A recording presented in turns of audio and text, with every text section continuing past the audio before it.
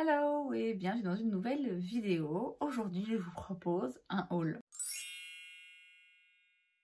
Je suis donc partie en Inde et vous me connaissez, où que j'aille à travers le monde, je vais toujours me débrouiller pour trouver, si pas un Sephora, un truc qui s'en rapproche, un magasin avec du make-up quoi, clairement. C'est donc ce que j'ai fait, mais pas que, et donc j'ai fait quelques petits achats que je vais vous montrer aujourd'hui. Bon, alors on commence par les choses un petit peu moins intéressantes, mais néanmoins utiles, à commencer par cette fleur de douche. Simplement parce que elle coûtait moins d'1 € et que la mienne commence à rendre l'âme. Il m'en fallait une, je l'ai vue, donc voilà, pourquoi pas. 2 packs de lingettes démaquillantes, pareil parce que c'était genre 1 € et qu'en plus pour un acheté vous aviez un deuxième offert. Ça me sert toujours les lingettes démaquillantes quand je filme les vidéos notamment. Et là en plus j'aime bien parce que c'est une ouverture comme ça en plastique, c'est pas juste un truc qui colle, parce que le truc qui colle après 5 fois ça colle plus, donc ça c'est très pratique. Je sais pas encore ce que ça vaut, mais bon, a priori comme j'ai dit c'est utile et c'est pratique. Ensuite j'ai pris un démaquillant de chez Garnier, c'est un biphasé donc avec de l'huile pour retirer le maquillage des yeux et des lèvres. Enfin pour moi j'utilise principalement pour le maquillage des yeux, donc avant de me démaquiller le reste de mon teint. C'est un produit que j'ai déjà acheté, que j'aime beaucoup. Alors encore une fois, c'est voilà, c'est pas une nouveauté, c'est pas un truc différent ou fun ou quoi. Je connais ce produit, j'aurais pu l'acheter en Belgique, hein, sauf que là ça m'a coûté, je sais plus, mais à mon avis 3-4 €. Or ici c'est pas le prix que ça coûte, donc de nouveau c'était l'opportunité en fait de l'acheter vachement moins cher.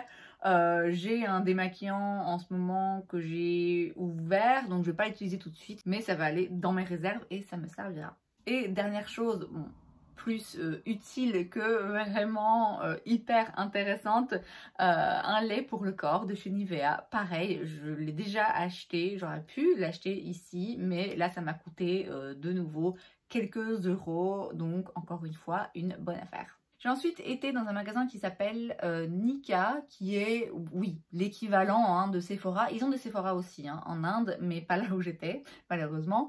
Mais c'est un autre magasin du même genre, clairement, avec certaines marques qu'on vend aussi ici. Mais là, la raison pour laquelle j'ai fait des achats dans ce magasin, c'est simplement parce que la plupart de ces achats, alors j'ai pas le ticket, je me rappelle plus du prix de tout, mais la plupart en fait, avec le taux de conversion et avec des réductions surtout qu'il y avait en cours dans le magasin, je les ai achetés moins cher de nouveau de ce que j'aurais acheté ici. À commencer par des petits produits de chez Laneige. Ici c'est la crème hydratante Waterbank que j'ai déjà eu 2-3 fois je crois. C'est vraiment une crème que j'adore. Ils ont changé le packaging parce qu'avant c'était un packaging rond en verre. Oh, c'est pas plus mal pour le coup. Je l'ai pas ouverte, je vais pas encore l'ouvrir. De toute façon je vous dis c'est un produit que je connais, donc de nouveau c'est pas une grosse surprise, c'est pas une nouveauté pour moi, mais c'était vachement intéressant en termes de prix. Et puis voilà, c'est une crème que j'ai déjà utilisée, que j'ai beaucoup aimé utiliser, donc là je suis assez contente de l'avoir de nouveau. Et ça je vais pas tarder quand même à l'ouvrir parce qu'elle était vraiment très efficace sur ma peau. Toujours chez Laneige, mais là on se rapproche du make-up puisqu'il s'agit d'un primer.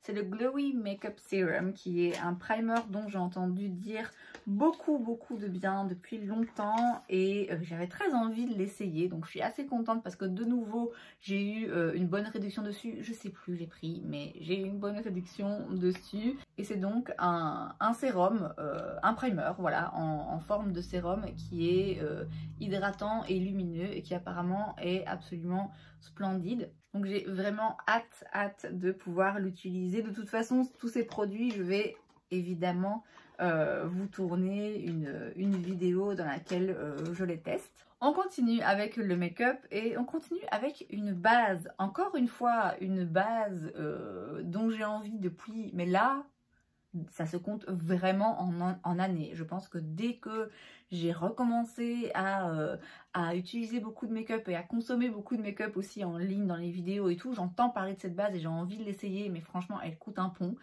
Sauf que là, il y avait déjà une version mini et en plus de ça, il y avait une réduction qui, encore une fois, m'a permis de la payer quasiment moitié moins cher, je pense. Il s'agit de la Vitamin Enriched Face Base de chez Bobbi Brown. C'est donc une crème hydratante, hein, un primer, une base hydratante comme ça. Donc là, c'est le petit format, il n'y a pas grand chose dedans, mais franchement, c'est cher. Donc, c'est déjà suffisant. Et franchement, ouais, rien qu'à l'utiliser comme ça, sur le dos de ma main, à la tester rapidement, je sens que ça va être absolument incroyable. Pareil, j'ai hâte de l'utiliser. Je sais pas laquelle j'utiliserai en premier. Et alors, je sais pas ce qu'il y a dedans, mais il y a quelque chose dedans qui lui donne une odeur un petit peu similaire au masque hydratant et tenseur de chez Sisley qui coûte une fortune. Donc, ça doit être cet ingrédient, à mon avis, qui coûte cher.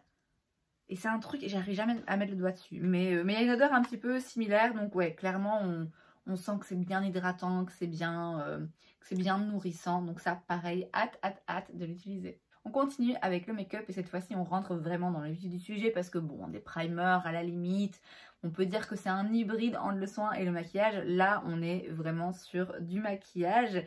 Les 5 produits que j'ai ici devant moi, ce sont des produits Huda Beauty. Certains, pas tous, mais certains étaient en réduction et ça, en plus de la conversion, de nouveau, j'ai fait quelques affaires. De nouveau, je ne me rappelle pas des prix exacts, mais ce n'est pas très important. J'ai aussi du coup fait des achats un petit peu plus impulsifs que maintenant je me dis, bon, je sais pas si c'était forcément nécessaire, mais bon, disons que ça va me permettre de tester. À commencer par une petite palette d'highlighter comme ceci, que tu as sorti il y a un petit moment quand même déjà, où il y a donc 4 highlighters dedans. Ça, c'était vraiment un coup de tête quoi. C'était un coup de tête, la vendeuse me l'a montré et je me suis dit, ah oui. Alors que je connais ce produit et que je sais que, bon, c'est pas forcément, je sais pas, c'est pas le produit que je rêvais forcément d'avoir dans la marque. Mais voilà, je sais pas pourquoi, ça m'a parlé. Bah, après, c'est des beaux highlighters, hein, mais c'est vrai qu'une petite palette comme ça, je sais qu'il y a des teintes que je vais sans doute jamais utiliser. Mais bon, je suis contente de l'avoir et encore une fois, j'ai fait des affaires, donc bon, c'est pas grave s'il y a 1 ou 2 achats qui ont un petit peu moins de sens. Ensuite, j'ai pris la poudre Glowish, alors... De nouveau, la meuf était tellement emballée et elle a mis des trucs dans son panier, elle n'a même pas réfléchi. En fait, il y avait aussi les bronzers et je crois que je me suis trompée quand j'ai swatché et que j'ai regardé et que j'ai pris dans le tiroir. Enfin voilà, encore une fois, j'ai été un petit peu vite. Donc là, c'est la poudre fond de teint mais lumineuse. Là, c'est la teinte 03 Light. Donc...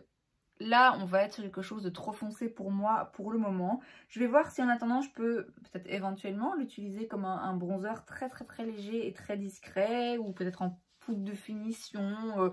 Je vais voir. J'ai pas encore une idée précise de quand et comment je vais utiliser ça. Mais écoutez, je l'ai, elle est là, on la garde. Ensuite, et là c'est un achat réfléchi et que j'avais hâte de faire. J'ai pris l'anti-cerne, donc c'est le Faux Filter Luminous Matte, qui est donc leur anti-cerne là qu'ils ont sorti, pareil, il y a un petit moment maintenant. J'ai pris la teinte 2.3 B Cotton Candy. Il n'y avait pas un choix de teinte énorme, il n'y avait pas des masses de stock, hein, de base, heureusement parce que sinon j'aurais vraiment exagéré. Mais là en l'occurrence ça va l'air d'être une teinte qui matchait assez bien pour moi, donc ça j'ai vraiment hâte de l'essayer et de voir ce que j'en pense. Alors à un moment donné je me suis quand même retrouvée avec 3 palettes dans mon panier et encore une en main où je me disais est-ce que là c'est un peu exagéré. Finalement j'en ai pris que 2 et des palettes que je voulais depuis un moment et c'est sur les palettes principalement que j'ai eu vraiment des bonnes offres.